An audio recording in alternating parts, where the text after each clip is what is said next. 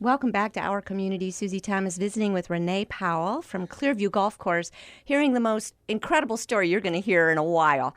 How did he come up with the name, Clearview?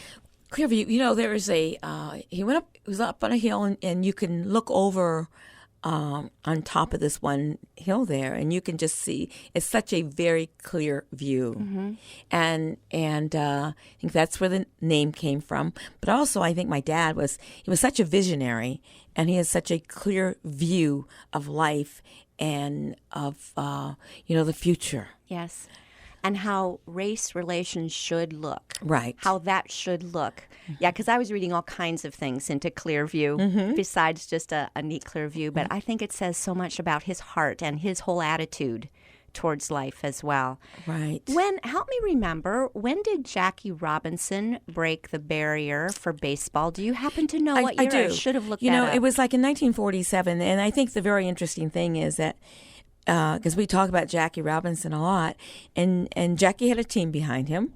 Even before Jackie Robinson broke the Keller barrier in baseball, Marion Motley and Bill Willis broke it in football. Oh, that's true. And then before they broke it in football, my dad actually built Clearview, and so he was first. His team was really only my mom. Yes. And whereas they had, an organized, so it's so different when you have an organized football and organized baseball team behind you. And as I say, his, golf being that individual sport, and what he was doing was certainly just my dad and my mom. And my dad could not have done it without the support of my mom. So the very first person who broke the color barrier in sports was William Powell. Well, in the sport of golf, we'll say. Okay. And certainly, but people don't realize it. Right. And he has set the stage for so many things, and has continued to break barriers in the world of golf. Mm-hmm. And as the as I said, in 1998, the PGA finally made him a member, and they dropped the Caucasian clause in 1961. Mm-hmm. And so when it comes to a person being in the golfing industry and building a golf course and owning a golf course, my dad is, he stands he stands alone in all of that. He truly does. When you think of how frustrating a game golf can be, it is. No one faced more frustrations with golf than your dad, including getting spanked for his very first time walking across. And then what he faced when he came back, just wanting to play because he loved the game. Just wanting to play. And to have the fortitude and tenacity to build your own course and open it up to all. Right. Is amazing. A story that more people need to hear, and that's why you're here. You're absolutely right, Susie. You were 3 years old when he taught you. Was he your teacher? He was my teacher. He was my teacher my entire life, my only instructor I've ever had. And so when my father passed, I lost my father and my instructor and my golf coach and all. But he taught the entire family to play the game. And as a girl, I was luckier. I didn't have to work as much on the golf course as the boys did, and as my brothers. And so my job ended up being able to play well enough to be able to travel and to play on the LPGA Tour.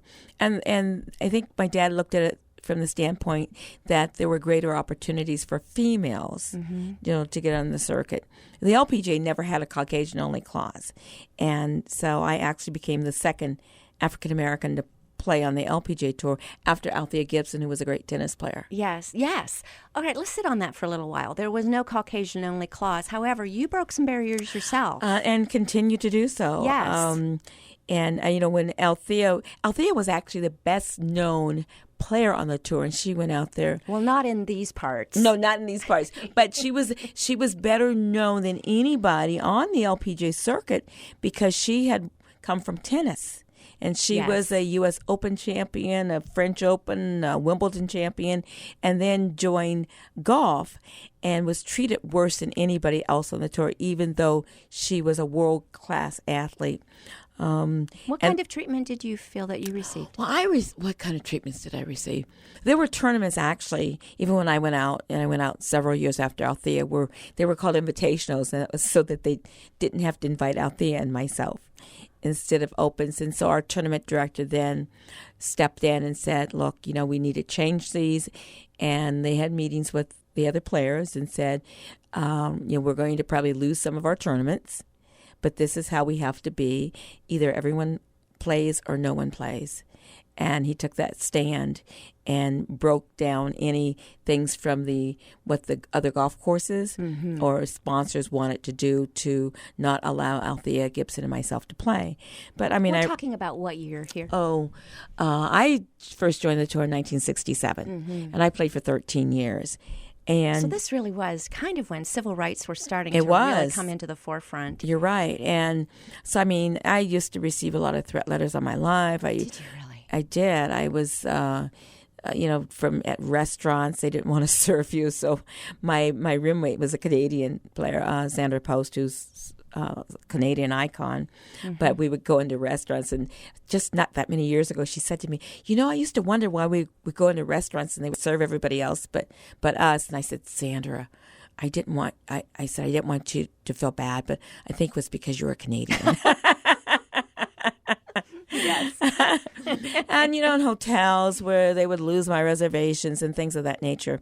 So there were a lot of different things that, that happened. As a young woman who just loves to play the game of golf and whose dad, owns his own golf course, how did you navigate that? How did you come to terms with that? Well, my parents were, my parents were always there.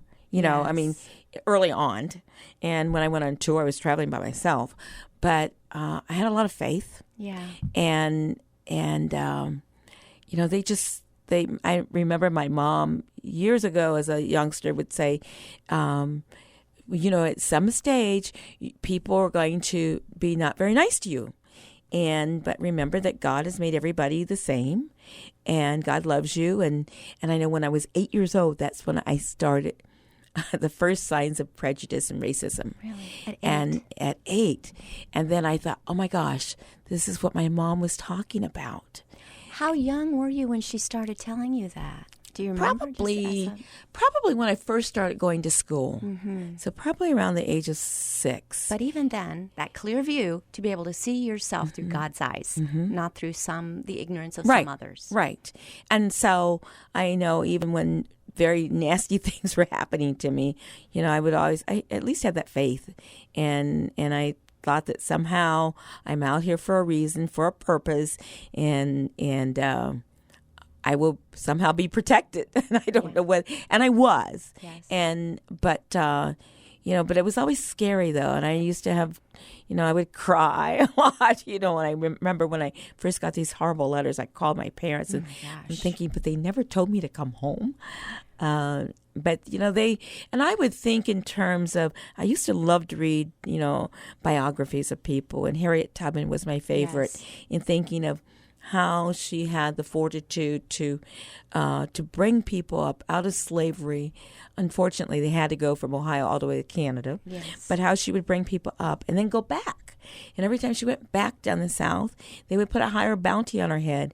But she was just driven to do that. And I think that, my parents raised us to have a lot of strength and to have a lot of faith, and that's just how I've always and they must lived my have had life, the I faith think. to know that you were being covered as well. And obviously, certainly I would hope the LPGA would take care of the players. Well, at the time, I mean, and I think at that time I was, Althea wasn't there at the time, so I was going through that by myself, and I remember showing these letters to the tournament director, and him saying, "Well, there's nothing I can do about it." And I'm like, "Oh, these people are going to do something very bad to me," No, but it didn't happen. But it didn't happen. Yeah. And the thing is, in the world, in our country and in the world, there are far more good people than not so good people. And when you think about slavery days and the Underground Railroad, there were the people that were running the Underground Railroad trains were not black; they were white. Yes. And so there were so many people that that believed in justice and believed in the right things. Yes. Yes. So what were some of fondest memories? You have some good memories of being out there playing? Well, I do, and I think some of the friendships that you make. Yes. And I still have, many of my friends that I still have, I know from golf. And so I think that's probably the biggest thing. I mean, in travel is such a great education. I mean, I've traveled the world, and because of having an opportunity to play golf. Yes. I went to Vietnam during the war as part of a USO tour in support of our troops, which was one of the reasons I've ended up doing a program called Clearview Hope, Helping Our Patriots Everywhere, which is a program it's a cost-free, year-round program for women military veterans. Mm.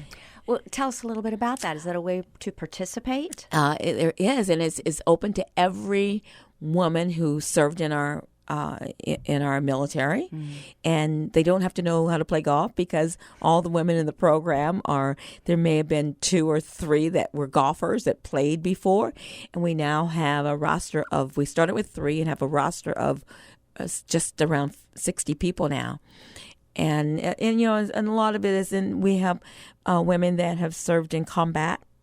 A number of them serve in combat. Some have not, and they're helped to be such a great support group. And so we have a lot of women that are dealing with PTSD. Yes. And, nature and all the surrounding has been a wonderful outlet for them. And I have a couple Purple Hearts. But wow. It's the most rewarding program I've ever done. And I think the trip to Vietnam sort of set me up, and it's the most rewarding trip I've ever made. All of those in support of our troops, and I think because of listening to my dad talk about, some of the things that happened, during World War II. That is awesome. You are currently the golf pro? I am the golf pro at Clearview. My brother is the superintendent, and so we have both taken different paths in the world of golf, yes. but also Clearview, being a part of Clearview, which is such a legacy. And it's Clearview is now one of the few courses on the National Register of Historic Places. We're a foundation. We have a foundation there called the Clearview Legacy Foundation, which we do supported by fundraisers and donations because we're a 501c3. How do we find out so we can participate in these? I think that would just be an incredible opportunity. Well, we do have a website, which is clearviewgolfclub.com. Mm-hmm. And so there's a lot of information that's on there. Try to keep up with that. And then on the internet, if you go on the internet, there's far more than I would want people to know about me.